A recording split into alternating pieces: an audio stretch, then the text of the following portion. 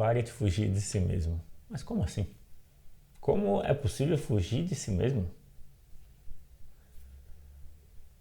É importante entender que existe uma relação entre você e você mesmo, certo? Você já observou que alguns pensamentos ou muitos pensamentos são automáticos? Principalmente quando você está incomodado com alguma coisa? Quando algo aconteceu que causou uma frustração, um mal-estar, uma discussão, pensamentos ficam repetindo. Daí é importante perceber que existe uma dinâmica, existem as emoções por trás dos pensamentos. É como se as emoções não aceitas, não incluídas, não cuidadas, acabam sendo combustíveis para os pensamentos que não param na sua mente. Eu sou o Rodrigo Rocha, eu facilito constelação familiar desde 2012 e o que eu apresento é uma aplicação prática desse conteúdo, dessa experiência com constelações familiares e outras terapias. Parar de fugir de si mesmo, então, é parar de fugir das emoções. Parar de fugir de uma dor emocional que até então não se sabe lidar. É normal que na infância a gente se vivencie frustrações, perdas, sofrimentos. E muitas vezes, por não conseguir lidar, não saber lidar bem com situações assim que envolvam tristeza. No geral, a tristeza e o medo são emoções que a gente mais foge, emoções básicas. Por mais que existam vários nomes de emoções básicas, por mais que existam vários nomes de sentimentos e emoções, de sentimentos no geral, as emoções básicas são o mais essencial e estão ligadas à nossa natureza animal, o mamífero na gente. Então, tristeza, raiva e medo são emoções básicas que visam a nossa sobrevivência. Daí não é sobre não querer senti-las, mas é sobre buscar lidar com elas positivamente. Esse é o intuito do que eu apresento nesse conteúdo. Então, é importante reconhecer, existe um sofrimento. Pode existir, vou colocar assim, pode existir um sofrimento. Como que você vai perceber se existe esse sofrimento, se ele está ativo? Bom, se ele existe, você já percebe que ele está.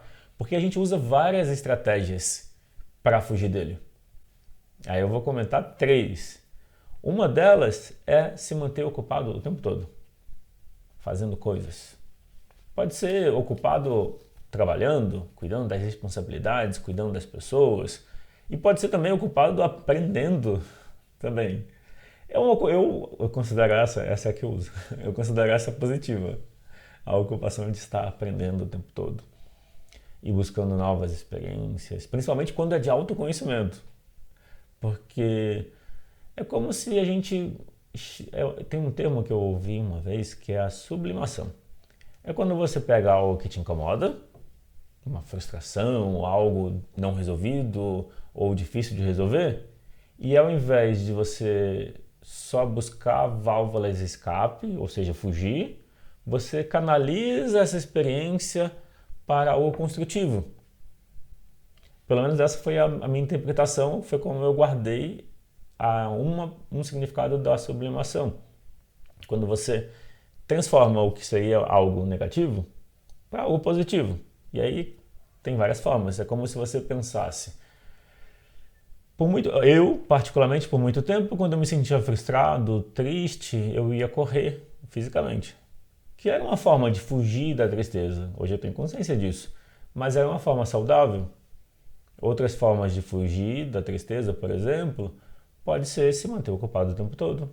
Pode ser estar com pessoas o tempo todo, não ficando sozinho. Pode ser também ter várias responsabilidades para não sobrar tempo para si.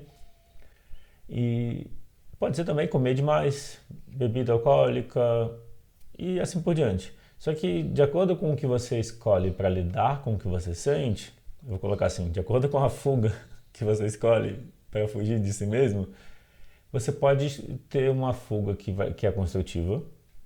É que não tem nada de errado com a fuga, por mais que o conteúdo que eu apresento, o título é Pare de Fugir de Si Mesmo, o que eu quero trazer é um olhar sem julgamento. Tá tudo bem fugir de si mesmo. Às vezes é o melhor que a gente pode fazer no momento, por não conhecer outro caminho. O que eu espero que você leve desse conteúdo é compreender que fugir de si mesmo é um recurso e que você pode estar consciente, usar ele conscientemente. E que o fugir de si mesmo pode ter vários níveis de, vamos dizer, pode ser mais positivo ou mais negativo. Por exemplo, quando a gente come chocolate, doces, o corpo libera endorfina, existe uma recompensa.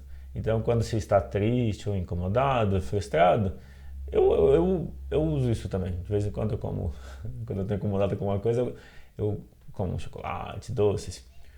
São recursos. É importante pensar nisso. São recursos que às vezes é o que a gente tem no momento de melhor.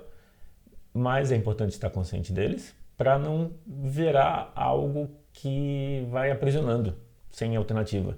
Porque é importante pegar isso que incomoda e levar para uma constelação familiar. Esse é o convite. Pega o incômodo que você sente no dia a dia. Quando eu falo pega, anota.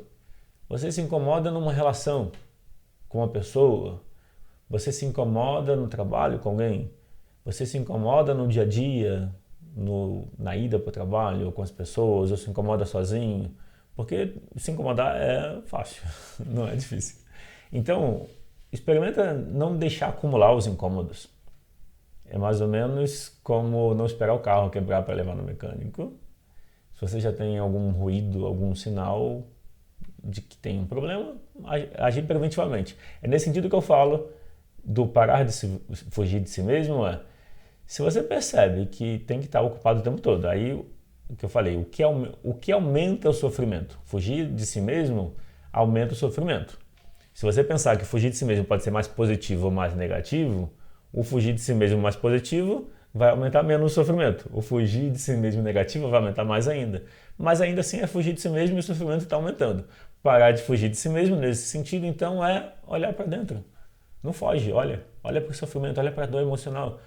Olha para a criança dentro de você, mas é isso eu vou explorar mais um pouquinho dentro de alguns minutos. Então, formas de fugir de si mesmo, que aumenta o sofrimento, é se manter ocupado o tempo todo com responsabilidades, pessoas, estar sempre envolvido por pessoas, ocupado. De novo, isso pode ser forma de evitar olhar para dentro, e nem sempre é consciente.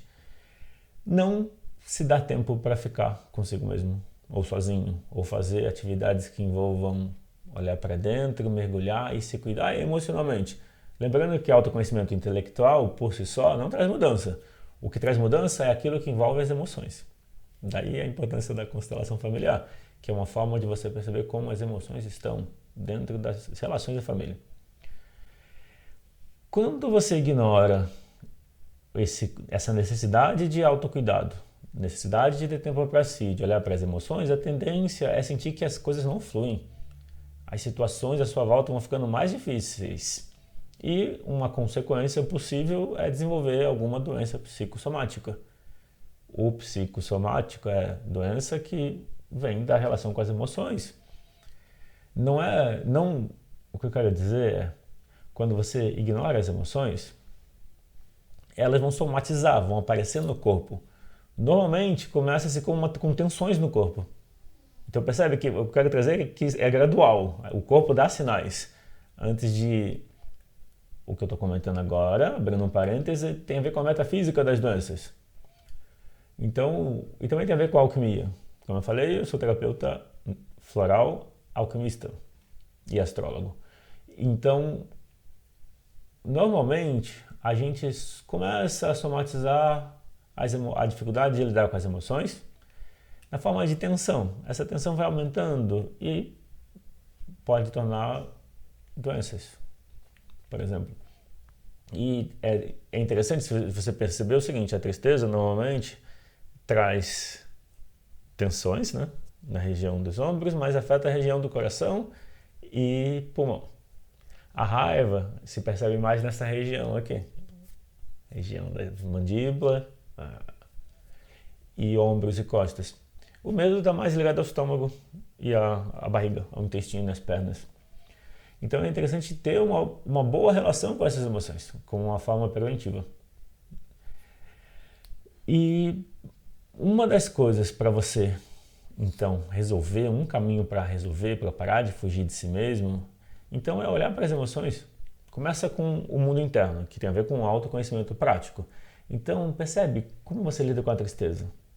Você foge da tristeza? E se eu te propuser ou te disser que a tristeza é uma parte sua, são suas emoções? E você pode pensar numa relação. Então, a tristeza pode ser a sua criança interior que está triste e precisa do seu cuidado. Se ela não tiver o seu cuidado, ela vai continuar triste. O mesmo vale para o medo. Seja medo do julgamento, da traição, medo de errar. Ainda assim, o medo é a sua criança com medo. E ela precisa do seu cuidado e do seu apoio. Daí é olhar para ela. E um ponto decisivo para essa mudança, para parar de fugir de si mesmo, é decidir ser honesto consigo mesmo. Tem um livro que é O Auto-Engano, de um autor, acho que é Eduardo Gianetti, ou algo parecido. Eu li esse livro já faz alguns anos, uns 10, 15 anos. É muito interessante. O auto-engano é essa questão da nossa facilidade de esconder coisas da gente, ou tentar se enganar. Então, decidir ser honesto consigo mesmo é um passo decisivo para você parar de fugir de si mesmo. Fugir de si mesmo é se enganar. E ir para dentro. E nesse processo de ser honesto consigo mesmo, é buscar o autoconhecimento prático, não só intelectual. Pode buscar intelectual também, mas quando eu falo autoconhecimento prático, é um autoconhecimento sobre como você lida com as emoções e já mudar essa relação. Como você lida com seus pais e já mudar essa relação, e família, e mudar essa relação. Daí a constelação familiar é esse recurso. Daí o caminho é aceitar as emoções e buscar uma forma de expressá-las construtivamente. Eu, por exemplo, por mais que eu trabalhe com constelação desde 2012, eu só fui olhar para a tristeza que eu sentia em 2018, porque eu precisei ser honesto comigo. Enquanto eu não era honesto comigo por completo, só quando eu fui honesto que eu percebi, olha, tem uma tristeza profunda que eu não cuido. E aí, numa constelação, eu senti que aliviou, que liberou a tristeza que eu não olhava. Daí, se você quiser agendar uma constelação familiar, você pode entrar em contato pelo site constelasp.com.br e também tem cursos online. Resolva-se com seus pais, salve o seu casamento ou melhore a relação de casal. Tem o Constelação Familiar Individual, que é um curso de formação em constelação familiar, e tem o método Relações Sistêmicas, que é um olhar para as 12 áreas da vida, que são os signos da astrologia, cada um como área da vida, e nesse sentido você tem exercícios para trabalhar cada área da vida. Bom, é isso. Se você gostou do conteúdo, lembre-se de clicar no curtir, deixe um comentário, inscreva-se no canal. E se você tiver perguntas ou dúvidas ou sugestão de próximos conteúdos, deixa abaixo.